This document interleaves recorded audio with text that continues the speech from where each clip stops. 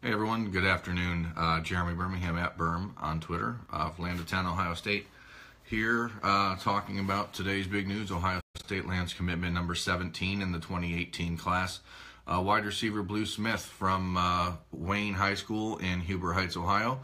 LaChristian Smith is his, given name, but Blue is the fourth ranked athlete in the country in the class of 2018, and a player that is going to start his career at Ohio State on the wide receiver position with Zach Smith in the Zone 6. So there has been a number of discussions over the last few months about him potentially moving to tight end when he gets to college, but that's something that's right now up in the air and not the immediate plan, though with the way that Ohio State's weight and conditioning program is, it seems likely that he'll put on 20 to 25 pounds on his 6'6" frame by the time he gets to being a every down player at Ohio State, and that's why I think long term a lot of people think that he's a tight end in college. So the important things here about Blue is he's the third Ohio prospect to join the class, joining Jalen Gill and Dallas Gant. That means Ohio State now has 3 of the top 5 players in Ohio committed, with Tyreek Smith and Jackson Carman still on the fence and not making a decision yet. So right now the Buckeyes only have those 3 commitments in Ohio, which is a little bit concerning, I think, to a lot of folks, because Ohio State's classes are typically so Ohio heavy.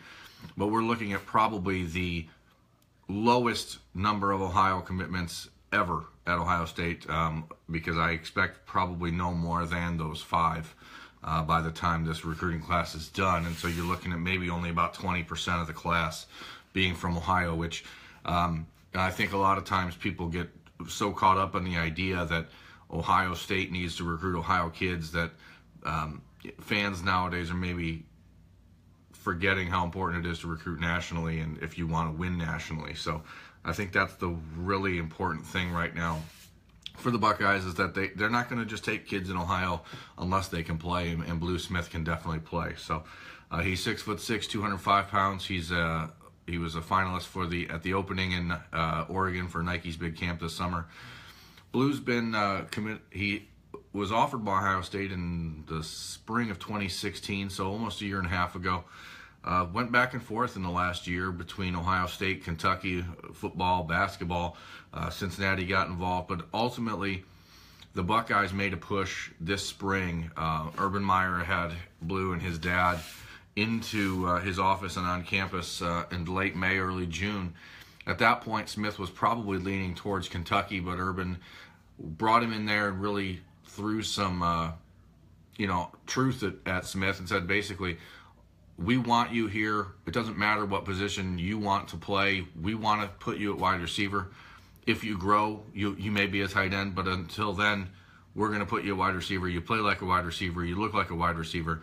And that sort of resonated with Blue, because ultimately, long term, he always wanted to be a Buckeye, and what had been keeping him back was just the concern of how he'd be used in Ohio State's offense.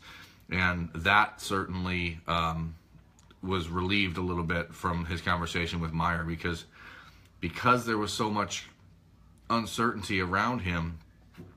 It kind of made some of the Ohio State staff not really know how to approach him, and I don't think he felt like he was really a top priority of the Ohio State staff. And then once the Buckeyes decided to go in and let him know, hey, you're a part of this class, you're a guy we really want, that's when things changed. So that's really been the impetus here for the last few months, when things went from we're not sure how you fit into this class to you're a top priority, you're our second wide receiver, you're the guy we want in this class, opposite of Cameron Babb, the wide receiver from St. Louis, who is still the top priority at the position for Ohio State. And then the Buckeyes obviously have Jalen Gill, who is a running back, but he's going to play a lot of that slot receiver type that Jalen Marshall, Dontre Wilson, Curtis Samuel played. So commitment number 17 for Ohio State. They have the number 1 ranked recruiting class in the country, and have since the middle of the summer. The Buckeyes are probably not going to see another one, at least for a month or two, because we just don't know with guys like Tyreek Smith and Cameron Babb when they're going to announce. That could happen at any time, especially Babb, who tore his ACL and is missing his senior season.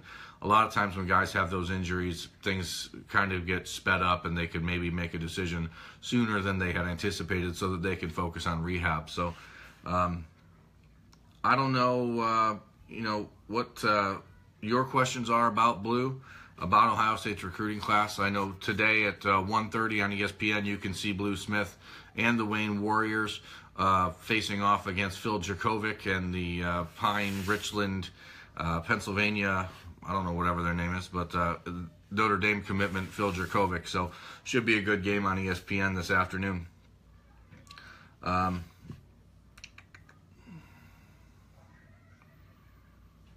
Let's see. Anybody, questions? What do you want to know? Let's talk. I think ultimately what you're looking at here is a class that is going to have, as I've written about before on Land of 10, some positions that maybe are half commitments. You have a player like Jalen Gill, who's a half running back, half wide receiver. Blue Smith, who could be a half wide receiver, half tight end. Guys that really move around, because then you have Jeremy Ruckert at tight end, you have Brian Sneed and Master Teague at running back, you have Cameron Babb, hopefully, at wide receiver. And so then you really have that versatility that the Buckeyes are looking for. They found a way in this class, because they're really looking at so many big, named kids, that they have to find a way to fit them all in. So the best way to do that is to get the most versatile guys they can. So okay. John Bertolini asked about the defensive tackle from Idaho. That's Tommy Togiai. He's going to be returning to Ohio State on September 9th for an official visit against Oklahoma. That makes 2 visits to Ohio in 2 months for him, and Larry Johnson made a really big impression on him. He's a guy that the Buckeyes have sort of narrowed in on. It was him and Nestor Silvera, the defensive tackle out of Fort Lauderdale. And Silvera has shut down his recruitment and is sticking with Miami, so now it's Togiai basically is the only guy at defensive tackle left, so the Buckeyes are going to go all in on him. Let's see. Ed Safkow wants me to tell his boy John that Jackson Carman is in. I don't know that Jackson Carman is in. I think it's a little bit more of a struggle than people would want it to be. The decision here is Clemson, USC. He's still going to visit Wisconsin and Florida State. He's a really good player, but he's an interesting kid, Jackson. So I think ultimately he lands at Ohio State, but it's not going to be that sort of guaranteed thing. So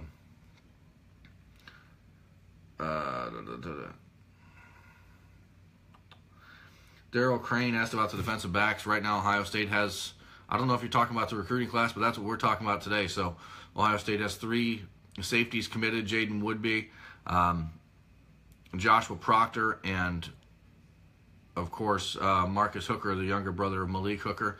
The Buckeyes are certainly in a position where they're now just chasing one more defensive back, probably a 5-star cornerback, and Anthony Cook is the most likely guy. Other than that, you're looking at potentially still Tyson Campbell, a 5-star cornerback from American Heritage down in Fort Lauderdale. The Buckeyes want to add one more defensive back to this class. And Anthony Cook is, again, he's the most likely. He visits officially on September 9th. So, question about Emory Jones. Am I confident he's locked down? I mean, I'll have an update on Emory tonight. I know he's still talking to basically Alabama as the only other school that he hears from. The question about Emory is whether or not he's going to want to be persuaded to stay closer to home. That's the real challenge. So, Andy Quiet, I was just asked about defensive tackles. Tommy Togiai from Idaho is the only other defensive tackle in the high school class that is still worth looking at for the Buckeyes right now, I think. Other than that, there is Antoine Jackson, who is a 4-star defensive tackle in the class of 2016. He committed to Auburn, signed with Auburn. He's now at Blinn College in Texas, where the Buckeyes got Kendall Sheffield from last year. I fully expect Antoine Jackson to be in this Ohio State class at some point. So I don't know when, maybe January, but I think that he'll be the another defensive tackle. Michael DeGiorgio asked about getting Nicholas Petit-Frere at offensive tackle, or are we done after Jackson Carman makes a decision? And I think that the Buckeyes want two more. I think it's Rasheed Walker, Jackson Carman, or Petit-Frere. There's obviously going to be a next tier of offensive linemen that the Buckeyes are going to look at if they can't get any one of those two to join Carman, but they're certainly not going to be aiming low. Matthew Schwartz asked about Micah Parsons. I think things are set where they are. The Buckeyes are one of the two schools that he knows he'll take an official visit to. He'll be at Ohio Stadium for the October 28th weekend against Penn State. He's going to make an official to Nebraska 2 weeks prior to that, and he's going to enroll early. So that does help the Buckeyes' pursuit a little bit because they'll at least have a better idea of what Mike is doing earlier to give them a heads up as they look to land Micah Parsons, Tyreek Smith, and Jason Owe. So,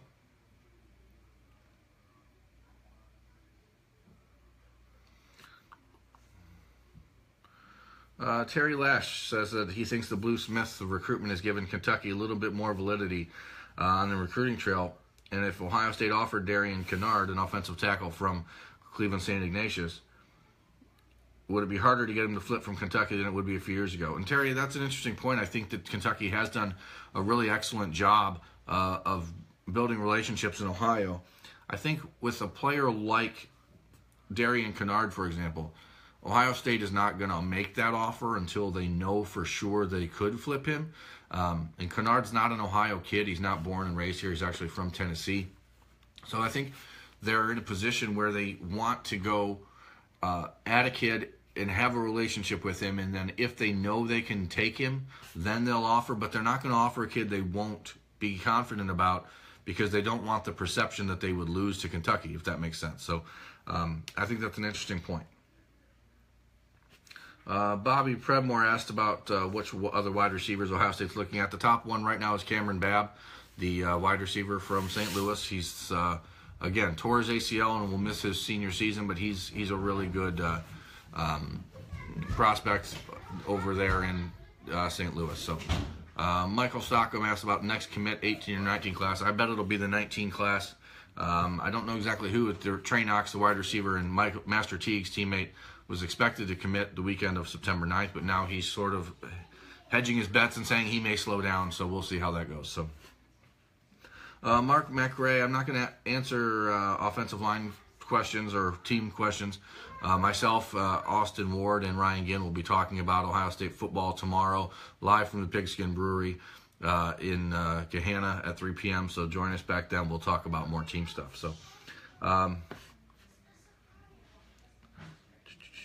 Jeremy Fleming asked about how many 18 recruits Ohio State can sign. I think this class right now, which is at 17, is going to get to 25. I wouldn't be surprised to see 8 more guys, which sounds crazy, but the Buckeyes are in for another mass exodus to the NFL and guys leaving early, transferring, etc. So I think they're going to take full advantage of how strong the momentum is in this recruiting class and make sure that they can sign the max this year. Let's see. Other than that, guys, I mean, I think that's pretty much it. Andy Quiet asked how many kids can enroll early, and there's not really a set number. That number is based entirely on how many guys are leaving and how many scholarships are going to be available. Unfortunately, because the Buckeyes have had so much attrition to the NFL and most of it happening when they didn't expect it, they don't really have an idea yet of who's leaving. Last year, at this time, they would have never known that Malik Hooker or Marshawn Lattimore was going to be gone. So they're unlike years past when they would publicize when kids would sign that early financial aid agreement. They're keeping that private because they don't want to make promises to kids that they don't know for sure that they can bring them in early. So Connor Mullins asked about the number 1 recruiting class in the country and if Ohio State is going to land it. I think they will. I think they're in the position this year to do that. Bama is going to be putting in a smaller class than we would normally see them. And right now, Ohio State's got such a big lead that it would be a challenge for anybody, especially Bama, to pass them because Ohio State's class really the only guys left are the cream of the crop. You have guys like Jackson Carman, Anthony Cook, Tyreek Smith, Nicholas Petit-Frere, Tommy Togiai, defensive tackle, Cameron Babb. We're not talking about filling the class with guys that are second tier.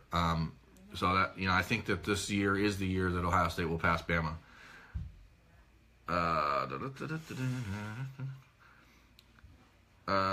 Solomon Tuliapupu, the linebacker.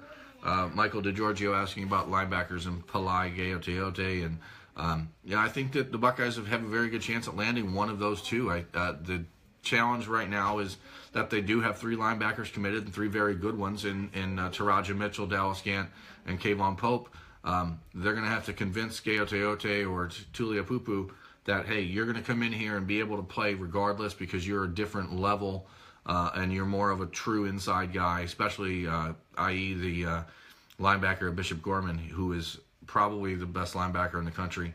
He's got great relationships at Ohio State. He is going to make an official visit, although that has not been determined when. And I think that they do believe they have a shot there. So it's really about getting him on campus. So that's about it, guys. 1 hour from now, you're going to see Blue Smith on ESPN. Again, check that out. The Ohio State's new commitment, number 17 in the class of 2018, 4-star wide receiver from Dayton, Ohio. Blue is the 3rd Ohio kid in the class. And a kid that is really going to be a fun player to watch as he develops over the next few years. He's 6'6", 205 pounds, can run, can jump, can catch. Not a lot he can't do. Check it out on land10.com /Ohio-State as we talk about his commitment, what it means, and then we'll have more on that tonight. So I appreciate you guys all joining me. Any other questions that I didn't get to, I apologize. Please check us out at the Ohio State Forums, ohiostateforum.land10.com. Every Thursday I'll be doing a recruiting mailbag there so I can help out answering any questions. Or you can find me on Twitter at Berm, and I'd be more than happy to help you there. So hope everyone's had a great weekend. We're going to touch base with you tomorrow again from the Pigskin Brewing Company at 3 p.m. With myself and Austin Ward and Ryan Ginn. So look for us then. Thanks, guys.